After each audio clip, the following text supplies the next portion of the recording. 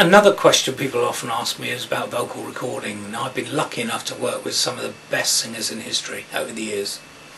And the main reason, the main topic of conversation with people is, how do you record a proper vocal? I want that nice, warm but present sound. And it's really very, very simple. And it's all to do with basic mic technique. When you have a microphone in front of you in a recording studio, it's usually on a stand with a pop shield here, big round pop shield or something.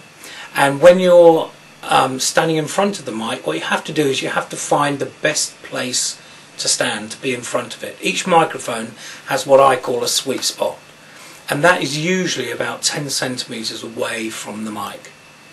So it's very important to make sure that you're standing at the right place in front of the microphone, usually about this far away.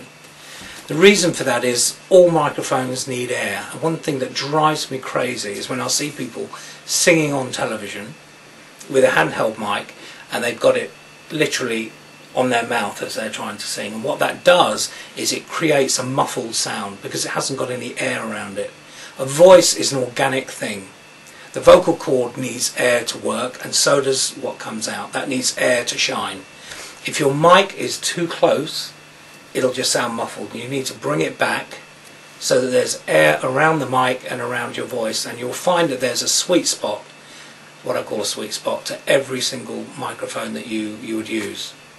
And by doing that, the vocal will sound more balanced. It'll have a much more controllable bass response. It'll be nice and bright, so you have the top end, you can hear the S's and the T's, and you'll ultimately get a fantastic result. So you apply the same processes with studio work or live work.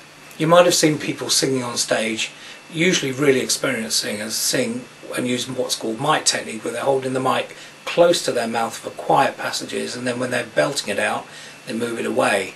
That's really useful because what they're doing is they're leveling out their performance by moving the mic to the right position. It takes a lot of practice, but it's really worthwhile perfecting it. And often when you're recording, you want to use the same kind of technique. So that if you're going to do a quiet line, in a verse for instance, you would move a little bit closer. Then when you get to the chorus and it's louder, you move back a little bit. But the main thing about recording in the studio is that you have to remain still. You can't move off mic, otherwise it will sound obviously that you've come off and you'll lose the signal.